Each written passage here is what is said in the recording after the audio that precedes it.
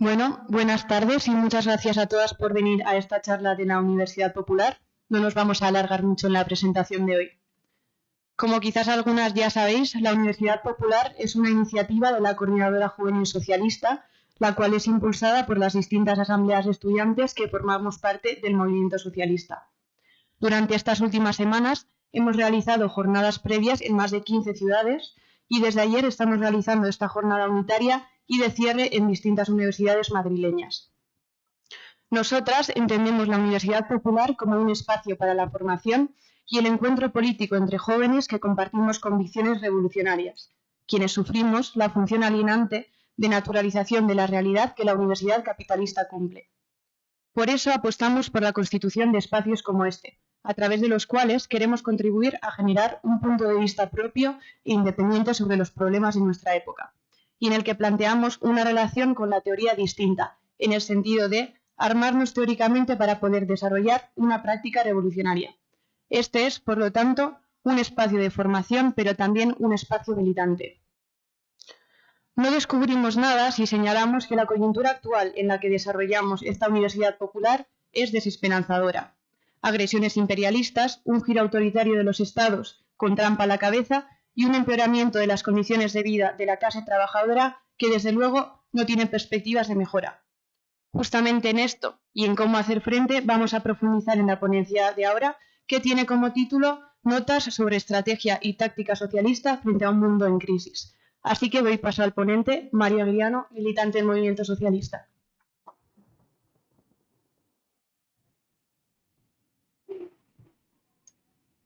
Vale, hola a todas, gracias por venir, gracias por lo rápido que os habéis sentado, ha sido cosa de media hora, que al final que es media hora ante toda una vida, ¿no?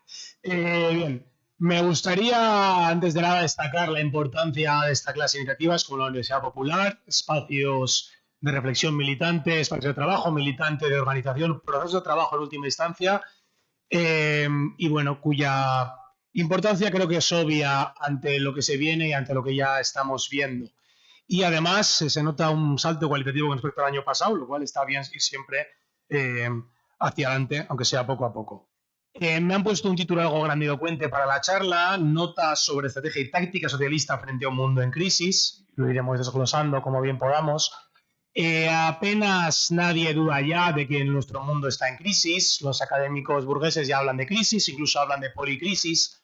Nosotros preferimos hablar de crisis en singular, en la medida en que son unas mismas relaciones sociales y naturales las que están en crisis, y lo cual se expresa en la forma de una crisis económica, de una crisis ecológica, de una crisis política, bueno, y más allá. Bien, conviene, sin embargo, diferenciar tres términos, más gente, del término, al final lo de media hora no era tal, tres sentidos diferentes del término crisis.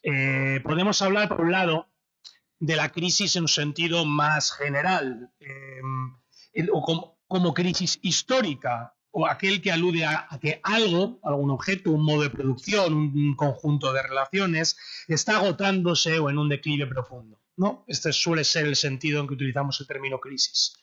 Luego hay un sentido más acotado y puntual, que es el de una crisis, eso como un momento muy concreto en el tiempo, como una crisis económica, en el sentido de recesión o depresión, ¿no?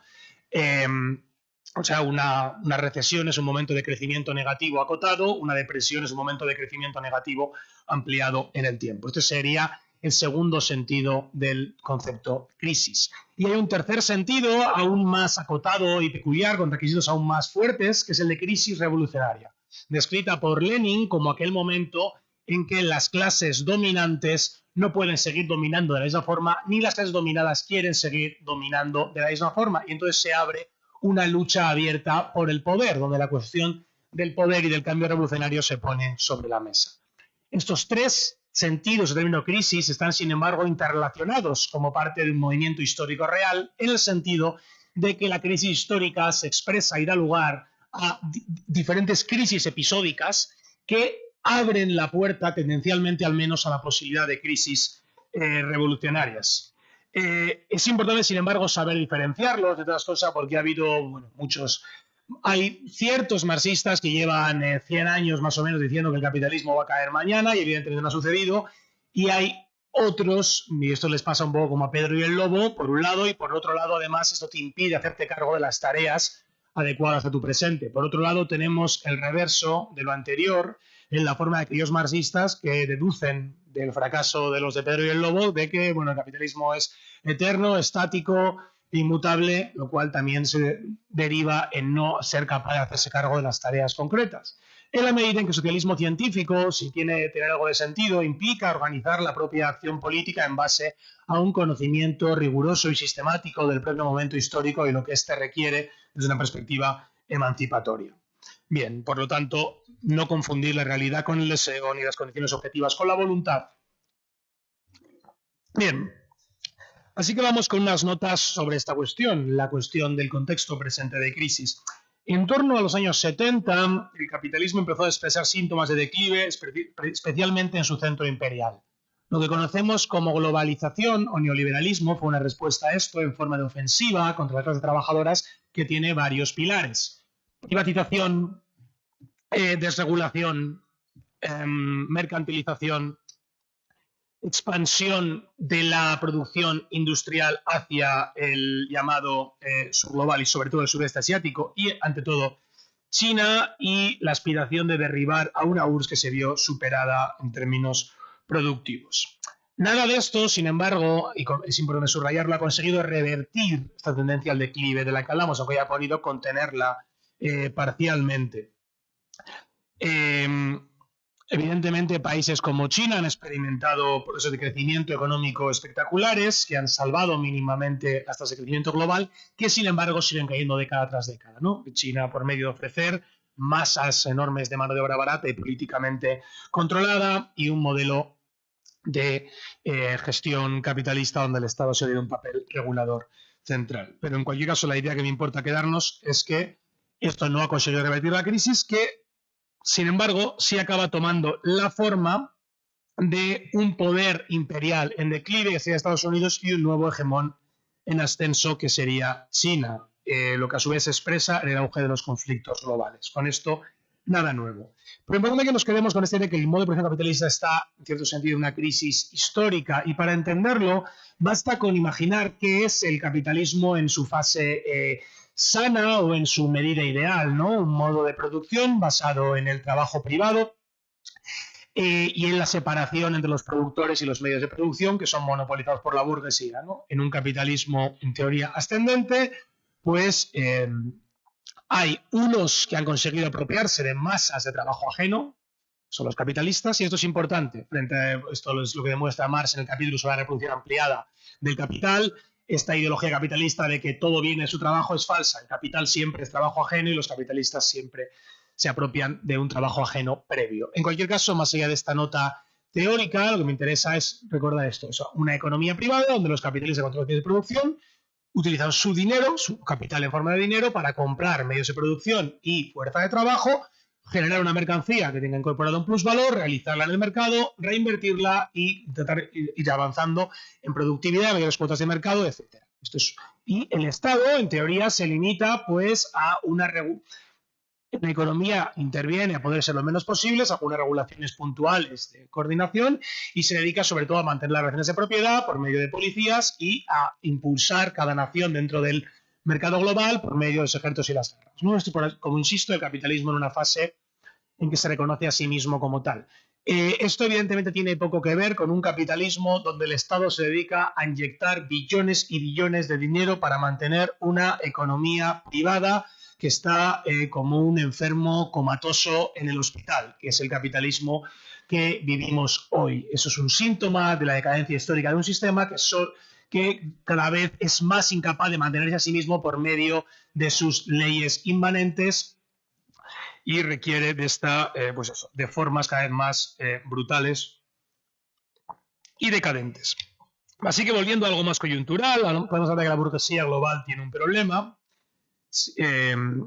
Y esto incluye la China también. Las tasas de crecimiento de China se han recortado en los últimos tiempos. Pero la burguesía occidental tiene un problema doble, porque el declive general se suma a su declive particular como bloque hegemónico.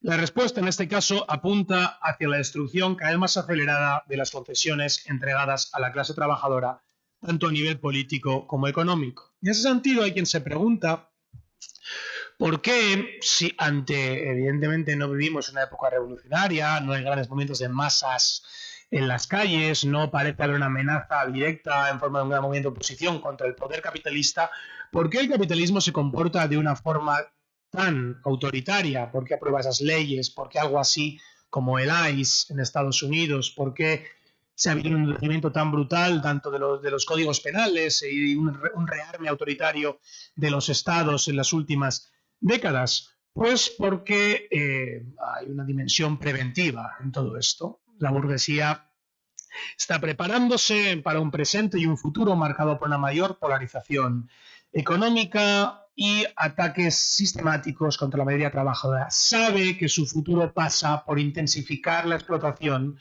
lo cual requiere reforzar la dominación política. Bien,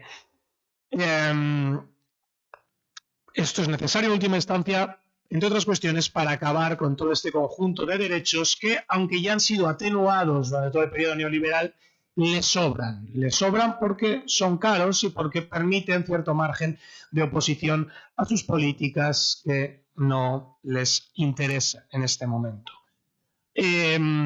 Estos derechos de los que he hablado son el subproducto de la existencia durante el siglo XX y finales del XIX de un movimiento obrero organizado y de el ciclo revolucionario de octubre. La burguesía tuvo que entregarlos no por placer, sino por domesticar al movimiento obrero e impedir su radicalización en clave revolucionaria o una ofensiva contra el poder. Pero, insisto, salen caros, ¿no? Por poner un ejemplo particular, ¿por qué Francia es un polvorín? Pues porque en Francia, para llevar a cabo la ofensiva burguesa que implicó el neoliberalismo, el fin del llamado Estado social, el fin de ese contrato social de posguerra que promete pleno empleo y unos salarios más o menos acoplados a la productividad, Francia tuvo que desplegar algo que se llama un estado ¿cómo se llama esto? Anestesia social, que dio pues toda una serie de concesiones pequeñas en forma de estado de bienestar para poder llevar a cabo la ofensiva. Sin embargo, ahora también estas pequeñas concesiones son molestas para la competitividad francesa. Francia está prácticamente, crece muy poco en las últimas décadas y también tiene que ir retirándolas. Entonces, en Francia se ve muy claramente el tirávira, que diríamos en euskera, el juego de tirar de la soga, entre el Estado burgués y una población pues que tiene una adhesión social a ese tipo de medidas que, sin embargo, van imponiéndose poco a poco. Sin embargo, Francia es un ejemplo particularmente llamativo de un fenómeno general que vemos en otros países del mundo y podríamos irnos a otros casos tan grandes como sería Argentina, que acaba de aprobar una reforma laboral que en cierto sentido es un retroceso 100 años atrás, o Grecia, del que se habla poco, pero que Grecia lleva viviendo un proceso de autoritarismo y ofensiva económica burguesa brutal durante los últimos años. Bien, en cualquier caso, insisto que es una tendencia general. En el plano del Estado, y quiero tenerme esta idea, eliminar derechos políticos es fundamental para estrechar las condiciones de aquello que la clase dominante más teme, la recomposición de la clase trabajadora como sujeto político independiente. En periodos de crecimiento, descomposición del movimiento obrero, relativa paz social, el capital puede permitirse cierta manga ancha porque, le sirve para legitimarse y no hay una amenaza potencial en el horizonte. Sin embargo, en otros periodos pues hay que ensanchar esas condiciones. Eso es lo fundamental a nivel estratégico para ellos y la burguesía, cada vez más incompetente, porque es una clase en declive histórico, y basta con ver a sus nuevos gobernantes y compararlos con los de hace 100 o 150 años. Digo, es incompetente, pero no deja de saber de estrategia y sabe que hay que estrechar las condiciones para la política de masas, porque solo a través de ese tipo de política puede la clase trabajadora volver a reconstruirse en un sujeto de oposición y virtualmente en un sujeto revolucionario. Bien, a día de hoy, de facto, la clase trabajadora se mueve entre tres grandes sectores, por así decirlo, una masa amorfa, por así decirlo, de individuos aislados, una minoría, todavía con ciertos números, que se mueve organizada en sindicatos integrados en el Estado, y una minoría mucho más minoritaria que se mueve en reductos sindicalismo de clase o en organizaciones revolucionarias. Ante un escenario de recrudecimiento de la ofensiva, la clase dominante sabe que esta correlación de fuerzas puede cambiar. Pues sectores desorganizados se lanzan a la arena de la lucha, la capacidad de las burocracias sindicales para contener el conflicto de clase y sus propias organizaciones disminuye, y los sectores revolucionarios pueden ganar adeptos y fuerza.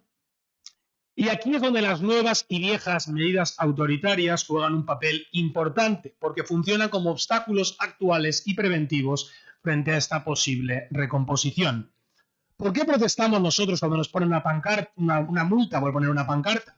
Porque una multa por poner una pancarta no es una cosa aislada o una cosa de que te quejes de vicio, es una cuestión con una dimensión estratégica fundamental. Si no puedes poner una pancarta, desde luego que no vas a poder revelarte en ningún sentido. Y todas esas cosas hay que entenderlas en clave estratégica y eso.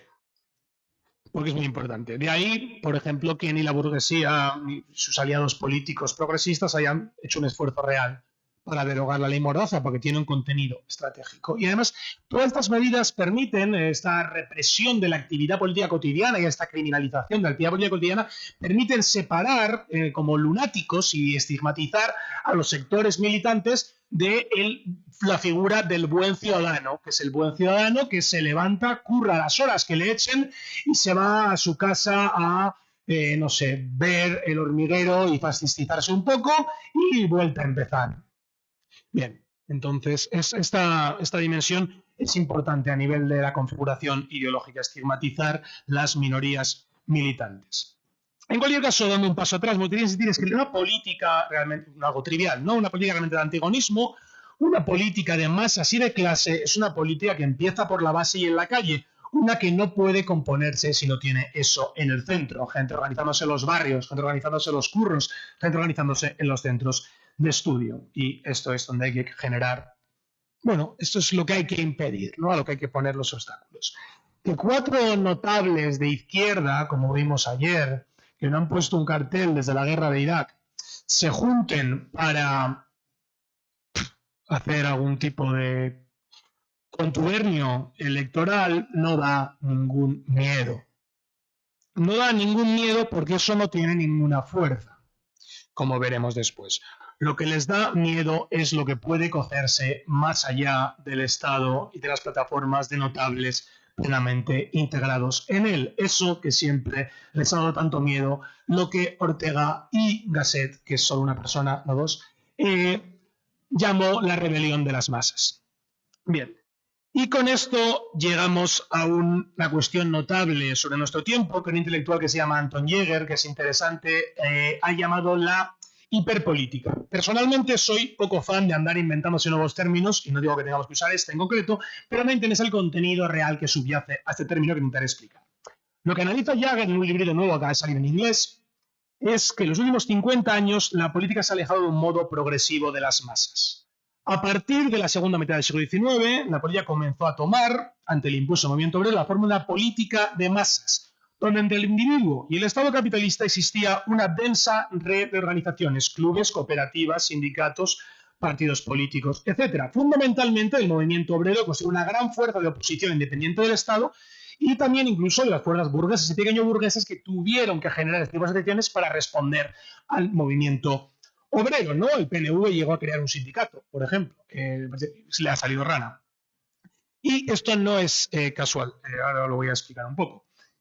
Las más organizadas, como demuestra el hecho que el sindicato que el PNV creó como sindicato amarillo para combatir la UGT le haya salido rana, es que las organizaciones de masas siempre son un potencial incordio para la burguesía y por eso Hitler masacró a sus propios escuadristas en cuanto llegó al poder. Por eso la burguesía tiende a poner en marcha una doble estrategia que se agudiza después de los 70. Integración en el Estado de las organizaciones de masas. Por un lado, esto es fundamental porque las organizaciones de masas que les dan realmente miedo son las independientes del Estado y contrarias a la clase dominante, por supuesto, y no a los escuadristas de la clase dominante. Y por otro, desmantelamiento radical en clave represiva. Por eso, por ejemplo, la integración de los principales sindicatos en el Estado es una de las grandes victorias históricas del capital, sin duda, a nivel estratégico. Pero además de integrarlos había que debilitarlos todo lo que se pudiera, porque en última instancia el capital siempre prefería que no existieran los sindicatos, porque mientras sea un sindicato podrá haber reductos de lucha en su interior, micro reductos de democracia proletaria, por más que las burocracias sindicales como pilares del dominio burgués intenten evitar. Bien. Y lo que no consigan integrar lo intentarán destruir de forma más o menos brutal, según lo cual requiere la situación. Y esto es una verdad de la que hay que ser muy conscientes.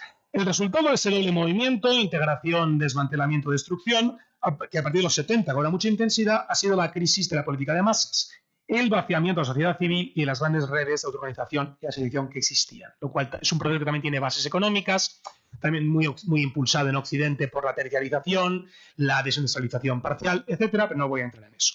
Hay un libro de un politólogo que se llama Peter Mayer, no sé qué página voy, que va sobre esto y se llama Gobernar el vacío, Ruling the Void.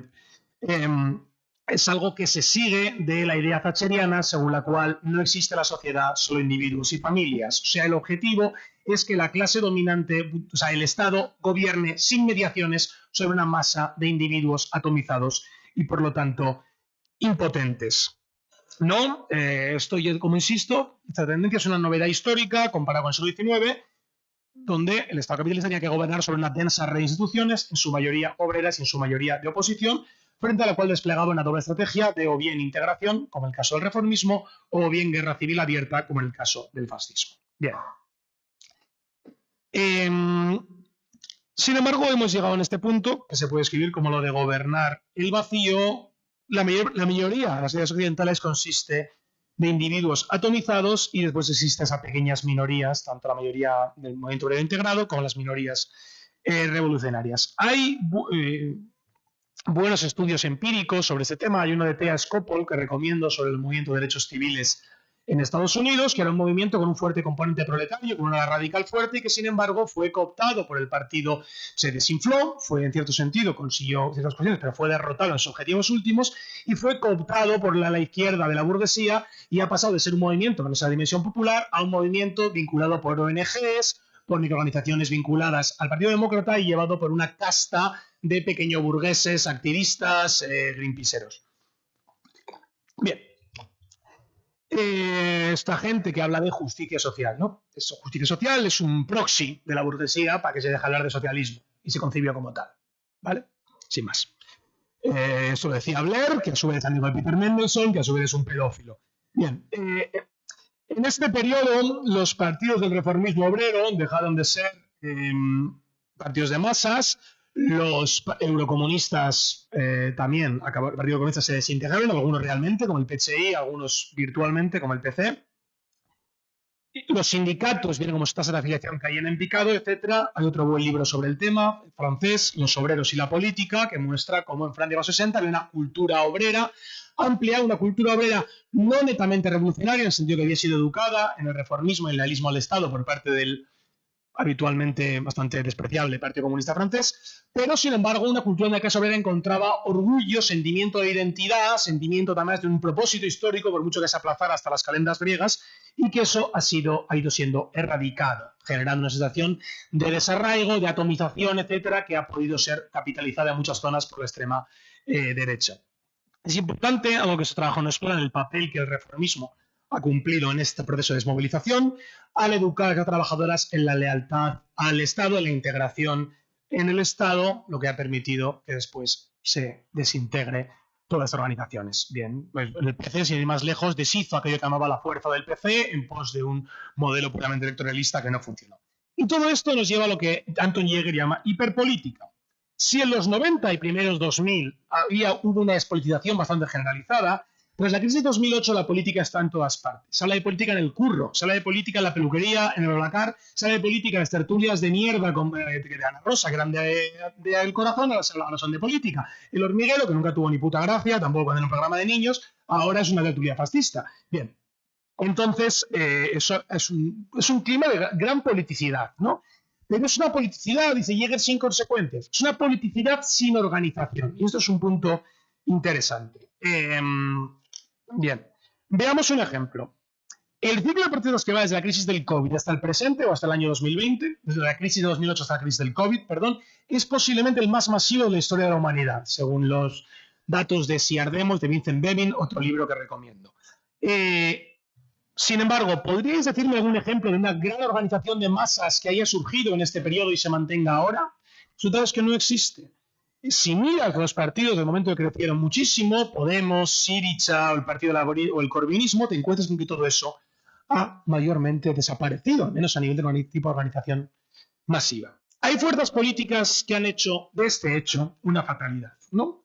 Lo que hay, según esta perspectiva, sería el Estado capitalista, individuos atomizados y, mediándolo todo, valga la redundancia, medios de comunicación y redes sociales. Por lo tanto, la política se reduciría a los medios, a conseguir el voto de ese individuo atomizado por medio de intervención en los medios y con eso ganar posiciones en el Estado. Esta política combina el cretinismo parlamentario con el cretinismo mediático, por así decirlo, la idea de que la política se despliega únicamente en el espacio de los mass media y las redes de comunicación. Esto Pablo Iglesias lo decía orgullosamente antes, ahora supongo que no sé si orgullosamente, pero lo seguirá diciendo. Bien, esta política me interesa, este tipo de política no solamente reformista por su contenido. Su reformismo no es contingente, sino es necesario, porque es una forma reformista, en la medida en que, al aceptar como hecho consumado la atomización y renunciar a la construcción organizativa de masas, carece de la fuerza para ir más allá de algo que no sea pedir reformas. No, la política es fuerza y la revolución es, como decía Engels, el acto más autoritario que existe, una clase imponiéndose por la fuerza frente a otra. Además, también les hace ser malos reformistas o reformistas débiles, en la medida en que también carecen de la fuerza para imponer reformas sustanciales e incluso para resistir los ataques de ese estado feroz de que nos hablaba a la mañana Pablo Elorduy. Sin duda, en el último presente no hay fuerza sin organización, y lo que este vaciamiento, la briga de masas, es letal para aquellas clases que no poseen el Estado ni los medios de producción, en última instancia, para la clase trabajadora, aquella que no puede... El arma de la clase trabajadora, decía Cauchy en una buena cita, es la organización, así como la de la burguesía es el dinero y la de la clase feudal la espada. Veamos otro ejemplo de autoridad, de autoridad no, desde luego, de actualidad sí, que es el sainete de la izquierda española. Que vimos ayer, los movimientos del movimiento Sumar y los comunes, Podemos y alguno más. A veces pienso, yo tengo algún amigo alemán, británico, y digo, imagínate que me pregunta por esto, ¿cómo se lo explico? Yo, de hecho, quería que íbamos a hacer la charla en filo y tenía pensado hablar del problema filosófico de la participación, ¿no? Que ya está en Platón. El problema de la participación es un problema filosófico viejo que es cómo se relacionan los particulares con los universales. El contenido sensible con la forma inteligible, ¿no? Esta silla con el concepto de silla. Claro, ¿cómo se relaciona el movimiento Sumar con el universal llamado Sumar? Claro, no conocían los filósofos, Platón lo tenía fácil porque no conocía la izquierda española. Miremos, Sumar es un partido que tiene 30 diputados y 5 ministerios, pero Sumar no es un partido sino una coalición, dentro de la cual existe a su vez el movimiento Sumar, que es como un Sumar pequeño dentro del Sumar grande.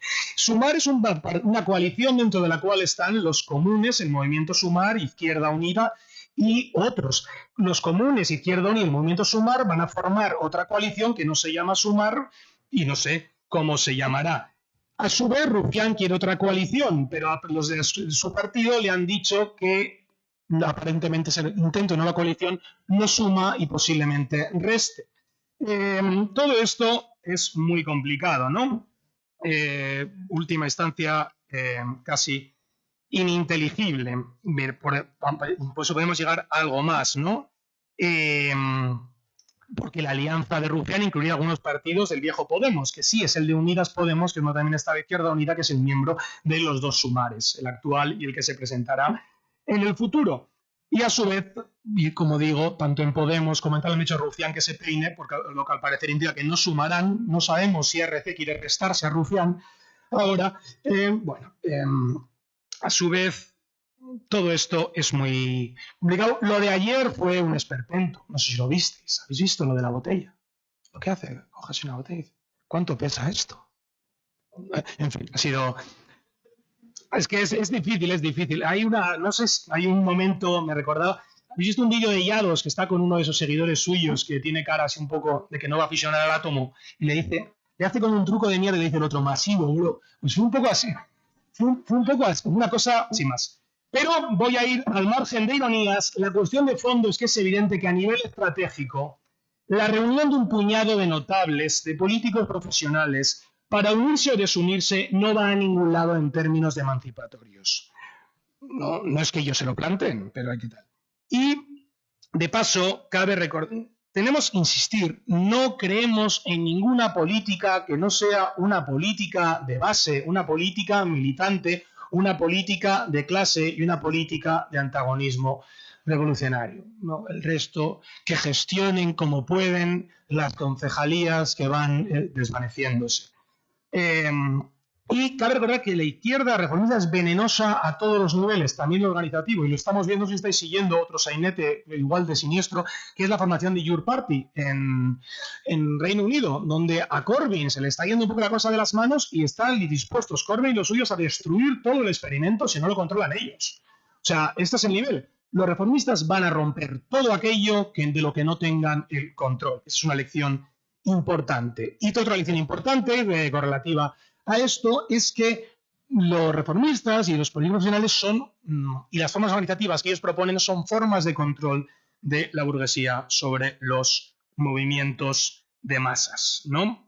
En ese sentido, este modelo de plebiscitario digital, que es lo máximo que llegan en términos de democracia de organización, ¿no? Lo que tuvo Podemos, lo que propone ahora el grupillo de Corbyn, donde hay una masa de individuos aislados, unos líderes mediáticos y gente que pone pasta y plebiscitos online. Ese tipo de fórmulas son, como digo, parte de algo que no es la forma que la clase trabajadora puede hacer política. Me gustaría hacer también otro pequeño apunte sobre algunos de los debates que han surgido. No voy a entrar en todos ellos, pero el problema de la izquierda reformista no es que no represente también la identidad de los hombres jóvenes heterosexuales. El problema es que no es un proyecto hegemónico, no es un proyecto universalista. La política emancipatoria no consiste de coger un montón de identidades fragmentadas y aspirar a dar a cada uno lo suyo y a ver si con eso sumo diputados suficientes para entrar a algún ministerio. Es proponer un proyecto universal. Bien, en ese sentido, con esto ya voy a... Así que, ya que hoy hemos venido a hablar de táctica y de estrategia, podemos conectar todo lo que hemos podido hablando en un punto esencial. No hay política emancipatoria posible sin una organización de masas y no es arriesgado decir que la gran tarea de nuestro tiempo es recomponer la política de masas. El declive de esta no es, en nuestra opinión, una fatalidad que debamos aceptar, sino un producto histórico contingente de una serie de relaciones sociales que están cambiando, ¿no? De un estadio de lucha de clases que va desapareciendo y ante el que se abre un nuevo estadio marcado por el conflicto a todos los niveles, por catástrofes, guerras y población económica, lo cual es la tendencia sobre la que los comunistas debemos actuar. Bien, también sabemos, insisto en esta cuestión de la organización de base y de masas, es la vieja idea de la Primera Internacional, según la cual la emancipación de los trabajadores solo puede ser obra de los trabajadores mismos. También sabemos, por otro lado, que no hay movimiento revolucionario sin una teoría revolucionaria, lo cual no significa que haya que resolver hasta la última pregunta teórica antes de empezar a organizarse, o que debamos encerrarnos a leer durante 10 años antes de hacer nada más. Pero sí significa que este proceso que venimos hablando no puede completarse si no tiene en su núcleo una base teórica independiente y rigurosa, el socialismo como marco político integral, o una doctrina de la lucha de clases proletaria. Vaya.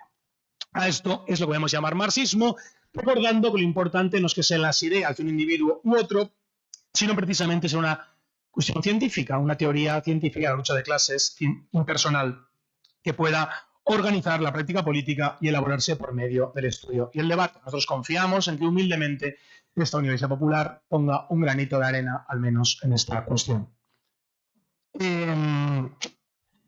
Nosotros estamos proponiendo, en general, un modelo basado en la militancia de base y la conciencia socialista. Por lo tanto, un modelo político que se dedique a aquello que esta Universidad Popular lleva por lema: estudiar, educar y organizar. Y a nivel más concreto, creemos que este proyecto Nuestra propuesta tiene dos ejes que hemos llamado habitualmente unificación y hegemonía. Por unificación entendemos la creación de una gran fuerza política comunista, fundada en un programa revolucionario y organizada en torno al centralismo democrático real. Por hegemonía, por el control, entendemos el proceso de reforzamiento de la clase obrera como tal y de la capacidad de liderazgo de los revolucionarios sobre la clase obrera organizada. Bien, vamos a ver un par de cuestiones sobre ambos puntos. Para saber qué es la unificación comunista no está de más saber qué no es, y en ese sentido que no es por insistir, pero querría volver al ejemplo de la izquierda reformista, que es de contraejemplo pedagógico o de pedagogía negativa, un poco el estilo de Shin-Chan para los niños pequeños, cuando yo era pequeño al menos. Eso es lo que hacen ellos es más o menos lo que no hay que hacer, más o menos en general, en casi todo. Entonces, luego eso te abre al menos un poco la visión de lo que sí se puede hacer. Sin ir más lejos, esta tendencia a... Fijaos, por ejemplo, que ya no hablan nunca de una posibilidad de fusión real entre partidos.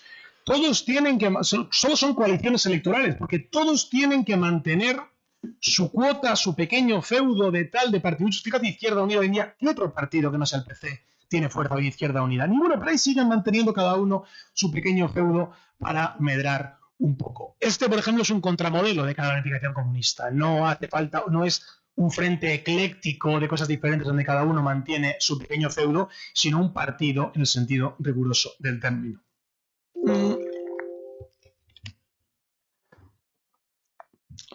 Bien, el panorama comunista, sin embargo, a día de hoy, y da igual cuánto pongas el zoom, si a nivel galáctico o a nivel Madrid o lo que quieras, tiende a ser bastante desolador. Y es evidente que no puedes unificar a la clase si no te muestras capaz de unir como mínimo a los revolucionarios honestos, que no vas a liderar a nadie si no puedes liderarte a ti mismo y que no puedes hacer un trabajo político riguroso que pueda competir con los partidos de la burguesía si te mueves dentro de formas políticas artesanas, chapuceras, dentro de este bucle de sectarismo, dogmatismo y fragmentación que ha desgraciadamente caracterizado demasiado el movimiento comunista en los últimos tiempos. Aquí, en ese sentido, insistimos también en que la unificación comunista, cuyo medio es el debate estratégico, no va de parar los motores y buscar a ver si nos ponemos de acuerdo en todas las cosas. Va precisamente de cada organización, honestamente y sabiendo que esta unificación es un objetivo estratégico irrenunciable, haga su propio trabajo para que la práctica, que no solamente es la práctica heredada de todo el movimiento histórico que debemos ser capaz de filtrar en términos teóricos y políticos, sino la práctica inmediata que desarrollamos, como criterio de verdad demuestre qué opciones funcionan y qué no, qué fórmulas son correctas y cuáles no, qué debemos abandonar y qué debemos rechazar. Bien, hay dos grandes modelos a evitar en la construcción partidaria. Uno es precisamente la secta, es este modelo de secta lo que lleva a la fragmentación eterna, la idea de una unidad doctrinal absoluta en torno a todas las cuestiones del universo que no va a ningún lado. El otro modelo es su reverso, la otra cara de la moneda, que sería el partido amplio, ecléctico, que en última instancia acaba siendo un partido reformista. Y insistimos nosotros por responsabilidad en que todos los comunistas, independientemente de las siglas, deben participar con seriedad de esto, porque a mí los que están diciendo, no, sí, la unificación, el MC, ¿qué coño es el MC? Por favor. ¿Eso es un sujeto real? Bueno, es más o menos un ente, no un espacio de afinidades, a ver si hay algún debate, pero vamos a tomar cosas en serio y no esperar que por medio de la magia se solucionen los problemas. ¿O qué coño es eso de llamarse el partido? De decir, ya somos el partido de la clase trabajadora, de este estado o de cualquier otro. Si sois tres. Tres. El partido es como mínimo, un partido es un sector importante de la vanguardia de la clase trabajadora. Y una fusión entre el movimiento obrero y el socialismo, según cualquier definición mínimamente ortodoxa. El resto son agrupaciones políticas que deberían tener muy claramente la necesidad de construir de verdad un partido. Bien, y aquí entramos en otra cuestión de proyección estratégica. De la unificación ya hemos hablado más, quizá en otras ocasiones, y no voy a detenerme mucho más en esto. Creemos que, en base a las condiciones objetivas, existe en el corto y medio plazo la posibilidad de constituir un polo comunista a nivel de la política estatal. Un polo que no puede decirse que tenga capacidad de vencer ya a los polos de la política burguesa, pero sí a ser reconocido como un polo político constituido. Pues también queremos dos cosas más, que esto no es viable sin la expansión europea, sin un proyecto que tenga Europa como escala, y que tampoco es viable sin el trabajo que hemos llamado de hegemonía. ¿Por qué? Para empezar con esto último. Para crear un polo político comunista efectivo, hace falta también reforzar y reconstruir un polo de clase mucho mayor. Una fuerza diversa, pero cohesionada en torno a la unidad de acción por unos mínimos básicos. Sin esto, no hay fuerza para plantearse combatir las políticas del capital, ni campo organizado para que se expandan las ideas socialistas. Bien. Y aunque la cuestión de la hegemonía no se agota en la cuestión del Frente Único, que voy a detenerme ahora, pero sí es una parte importante de él, sí es decisiva. El Frente Único, como sabéis, es a nivel histórico una política cuyas bases fueron delineadas en el tercer Congreso de la Comintern, luego sistematizadas en el cuarto, y que viene a decir lo siguiente. Los demócratas siempre hemos sabido que hace falta ganarse a una mayoría para hacer una revolución, una mayoría decisiva al menos, porque la revolución es con un golpe de 4 aventureros. Pero la Comintern se encontraba en un escenario en que no poseía la mayoría ni siquiera de la clase trabajadora de varios países, donde los reformistas eran más fuertes que ellos. Y se dio cuenta de que, como ya había advertido el marxismo en sus polémicas contra el bakuninismo, no es posible ganarse una mayoría lanzando simplemente a la ofensiva y un 4 muy decididos y esperando a que te sigan. Y aquí es donde se propone, en ese momento, la cuestión del Frente Único, que luego algunos reinterpretan como algo que ya se dio en la Revolución Rusa, que implica mantener la separación política entre los comunistas y el resto de fuerzas obreras, pero encontrar unidad de acción en torno a objetivos comunes de clase, una serie de mínimos que respondan a los intereses inmediatos de los trabajadores. Esta política es clave porque la clase obrera necesita unidad para cumplir sus objetivos tanto inmediatos como a largo plazo. Y el Frente Único permite que exista esta unidad para el inmediato sin forzar a los revolucionarios a subordinarse a los reformistas o fusionarse con ellos. A su vez, por el contrario, permite que los comunistas ganen posiciones, desvelen en la práctica a los reformistas como traidores y acaben ganándose una mayoría decisiva. Por lo tanto, es una política ineludible, aunque deba actualizarse. ¿No? Insisto, una política donde se mantengan las diferencias y una plena libertad de crítica, pero donde haya una unidad de acción en torno a mínimos. Nosotros, por ejemplo, hemos propuesto para aquí y ahora, como propuesta para avanzar en esta dirección, propuesta parcial, por supuesto, pero que es muy importante, un gran frente por los derechos políticos y contra el autoritarismo de los estados y el fascismo.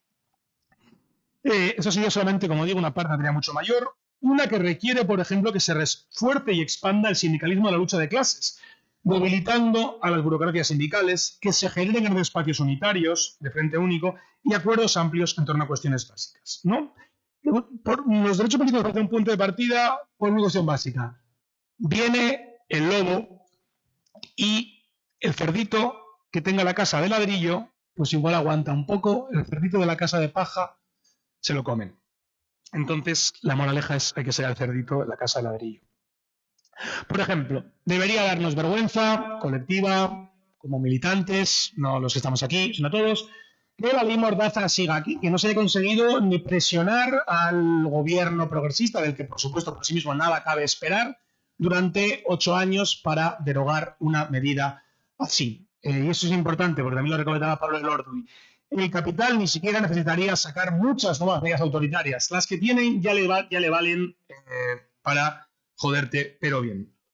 Bien. En los últimos años hemos visto cómo aquello que rasgaba mínimamente el tejido de la concertación social que el gobierno progresista ha tratado de imponer por medio de su capacidad de control sobre los sindicatos, por medio de su triunfalismo económico, han sido pues, luchas como la de la vivienda, luchas como las huelgas del metal en Cádiz, luchas como además son ejemplos interesantes de unidad con el proletariado migrante, como la huelga de CNT Literamit en Aragón. Y además todas estas cuestiones, la cuestión estrictamente laboral, la cuestión de la vivienda, la cuestión de la unidad cooperativa de migrantes son nodos de tensión que solamente se agudizarán en el futuro, puntos de preparación para los conflictos prácticos del futuro, ¿no? En el caso de la vivienda, por ejemplo, este escudo social sabemos que no ha detenido los desahucios, pero ya ha detenido algunos desahucios. Cuando desaparezca habrá más desahucios. Bien, también puede haber una nueva crisis hipotecaria, etcétera, etcétera. Y estos nodos de tensión vinculados al nodo de tensión fundamental que será la lucha contra el autoritarismo y el fascismo. Estos son proyecciones futuras de espacios en los que ir ganando posiciones porque son espacios donde se va a dirimir puntos calientes de la lucha de clases futura. Bien. Hay que tomarse muy en serio esta cuestión de ganar posiciones, esta cuestión del frente único, de ganar espacio y fuerza de seguridades sindicales y de construcción partidaria paralela, cuestión de referencialidad, de una voz política, de programa, de, en última instancia, una alternativa integral, porque no solamente es civilizatoriamente decisivo en un sentido más general, sino también en un sentido más coyuntural e inmediato, ante un previsible gobierno de la derecha, o incluso un gobierno de derecha con el fascismo, hay que evitar a toda costa lo que podemos llamar el escenario mazón. Un escenario de seguidismo completo, o muy notorio, de las fuerzas militantes hacia la agenda, en última instancia, parlamentaria del PSOE y Compromís. Y aunque ahora parezcan muy desmovilizados, estos partidos van a volver a poner en marcha lo que quede de sus maquinarias burocráticas, políticas, etcétera, y van a volver a la calle y van a intentar generar este tipo de reducción de la política a la confrontación entre ellos y el PP y Vox o lo que fuera. Y precisamente el desafío es que la lucha política en los años que vienen no se agote en esta pugna, sino que sirva para constituir un polo político alternativo como polo de antagonismo radical que pueda ir acumulando fuerzas ante lo que viene. Bien, en última instancia, hay que también separar el comunismo de lo que se ha venido llamando la extrema izquierda. Yo no soy de extrema izquierda porque es algo demasiado, es un término que ya te pone mal, ¿no? Has comprado la marginalidad, soy comunista. No sé, había un momento que eso era algo más digno y con mayor centralidad. Que no es el tipo. Básicamente es importante tener esto en mente, porque el tipo de política de un puro activismo sin cuestión política y tal acaba como mucho haciéndoles el juego a todas estas burocracias a nivel de calle y no siendo capaz de confrontarlas. Bien, esos dos ejes tácticos que he mencionado, unificación y hegemonía, nos parecen válidos a nivel internacional, con matices, con todas las diferencias abismales que pueden existir entre contextos, pero en todas partes viene siendo necesario recomponer políticamente entre las trabajadoras y recomponerla socialmente entre las organizaciones de lucha de clases. No, nosotros hemos insistido en la cuestión de Europa como marco político y de que hemos insistido en que aspiramos a un Partido Comunista Europeo como parte de una nueva internacional. Una clase obrera, diría, entre nacionales es por principio una clase obrera derrotada, una clase obrera subordinada a su burguesía, eso será siempre. Y ante el caso de esto es grotescamente obvio, ante el caso de una burguesía perfectamente organizada a nivel europeo, ¿no? Europa va a ser un punto muy interesante de tensiones. Lo que viene es el principal perdedor del declive del bloque imperialista occidental, es un gran perdedor de este declive capitalista. Vamos a ver movimientos muy interesantes y muy tensos en los próximos años y hay que estar organizado a esa escala.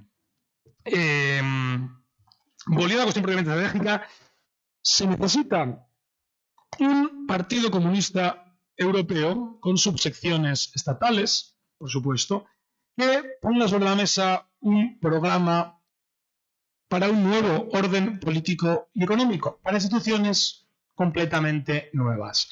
Y nosotros creemos que una fuerza así, una fuerza que se funde en un programa revolucionario y en la lucha de clases, una política de lucha de clases, tiene posibilidad de alcanzar un tamaño de masas y de triunfar ante un periodo de declive, ¿no? Y de guerras y catástrofes. En ese sentido, Esta propuesta de instituciones completamente nuevas, de un orden político económico diferente, requiere de aquí y ahora de la construcción de ese tipo de movimiento del que hemos venido hablando. Un proyecto donde la clase obrera pueda participar políticamente y formarse como sujeto revolucionario.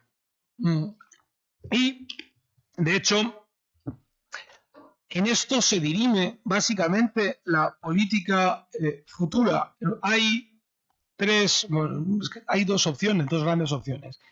Las instituciones del capitalismo liberal están siendo desmanteladas por la propia burguesía.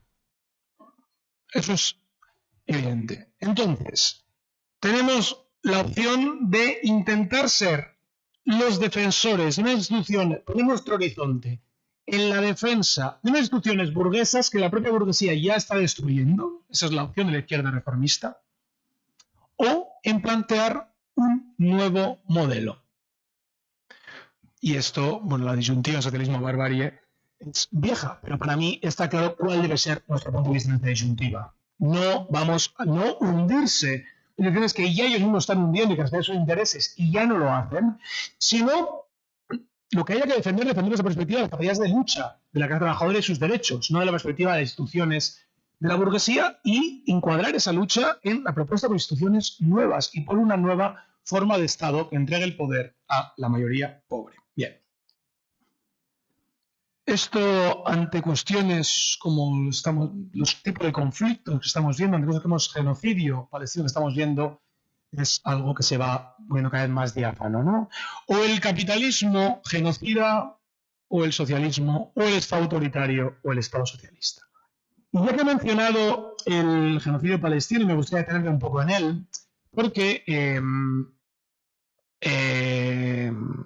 Lenin recordaba aquello de que la historia no solo avanza de modo gradual, también hay saltos históricos. Y al menos en mi opinión, el genocidio palestino en cierto sentido es un salto histórico, marca un antes y un después, un genocidio que por cierto continúa. Una decisión después que ha abierto la puerta a horrores que no creíamos imaginar, ¿no? Se ha hablado mucho, de hecho, que en Palestina ha muerto el orden mundial basado en reglas. Ante esto, una respuesta típica izquierdista que dice que el orden mundial basado en reglas era una farsa. Y esto es cierto, aunque solo parcialmente. Porque el orden mundial basado en reglas era una farsa si compramos el modo en que se representaba a sí mismo, ¿no? Como el perfecto respecto de una serie de actores, por una serie de normas impersonales que serían justas y maravillosas y tal. Esto es falso, claro. Del mismo modo que es falso que la democracia burguesa sea un régimen de gobierno a mayoría pobre o uno en que el Estado cumpla su propia ley o la burguesía la cumpla. Pero sin embargo, o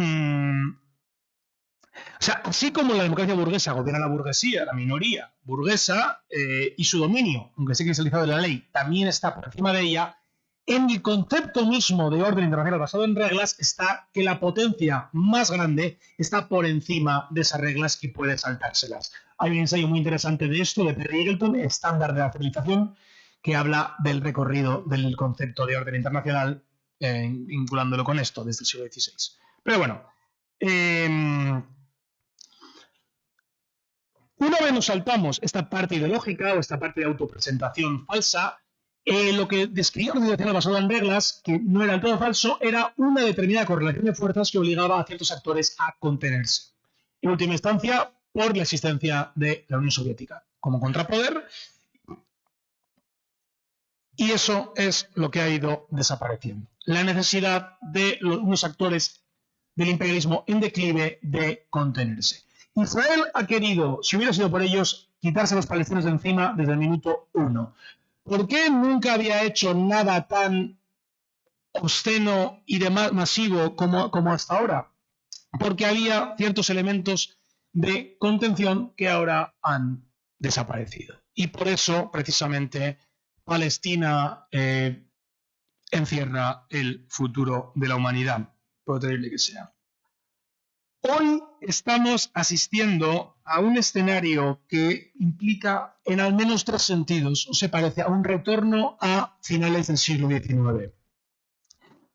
El primer sentido es que se están abandonando de forma acelerada los marcos discursivos y normativos, o sea, institucionales, que el imperialismo occidental tuvo que adoptar a partir de 1945, cuando la derrota del fascismo, la expansión de la URSS, la Revolución China y la fortaleza del movimiento obrero y los movimientos anticoloniales generaron la posibilidad de una revolución mundial. Esto es lo que forzó que el imperialismo adoptara el discurso de la democracia, la libertad y los derechos humanos. Hoy estamos volviendo por el contrario, como Marco Rubio no se molestó en ocultar en su charla en Múnich del otro día, a el discurso de la supremacía civilizatoria europea y el poder de los grandes imperios blancos que han de estar orgullosos, nos dice este hijo, de su legado de masacres, saqueos, esclavitud, guerras mundiales, opresión de las clases trabajadoras y de los pobres del mundo. Bien, es el primero de los factores. Esto apunta a ser la nueva ideología dominante tanto a la interna como a la externa. Está acabándose la era del neoliberalismo presuntamente inclusivo y un poco woke, por así decirlo, o mucho, como ideología hegemónica de las sociedades occidentales. Ahora, más que pinkwashing, es Heil Hitler lo que viene el futuro. O sea, un chauvinismo europeo orgullosamente imperial y supremacista, también indudablemente masculinista como nueva ideología hegemónica, que pretende cohesionar a las mayorías sociales europeas con sus élites. Bien, el segundo factor, que se parece, como digo, a finales del siglo XIX, es la intensificación de la competencia interimperialista, con un hegemón en declive, antes Gran Bretaña, hoy Estados Unidos, y una potencia ascendente, antes Alemania, hoy China. Como entonces, esto da lugar a una escalada militarista general y a un intento por parte de la potencia en declive de asediar a la potencia que amenaza su dominio. Y de hecho conviene estudiar las estrategias que Gran Bretaña utilizó en su día contra Alemania porque se parecen a las que utiliza Estados Unidos hoy. Una de ellas, por ejemplo, es controlar por la fuerza el comercio con sus colonias, como está haciendo Estados Unidos con su patio trasero. Otra era un cerco marítimo creciente. Bien. Y por tanto podría ser un tercer paralelismo en el siglo XIX en la creciente preeminencia que está tomando el dominio directo y el saqueo directo de recursos como los mecanismos del imperialismo. Lo de Venezuela se acaba pareciendo más al colonialismo clásico que al imperialismo de las últimas décadas, y ya lo de Gaza, esta junta de paz que ha generado para gestionar Gaza y convertirlo en un marinador sobre los cadáveres de unos 100.000 palestinos. Esto es colonialismo impune. Y sobre esto, la cuestión de fondo es que en este contexto de tensión creciente se vuelve urgente, de especial urgencia, una idea que ya la Primera Internacional denunció bien. La clase trabajadora necesita una política internacional propia.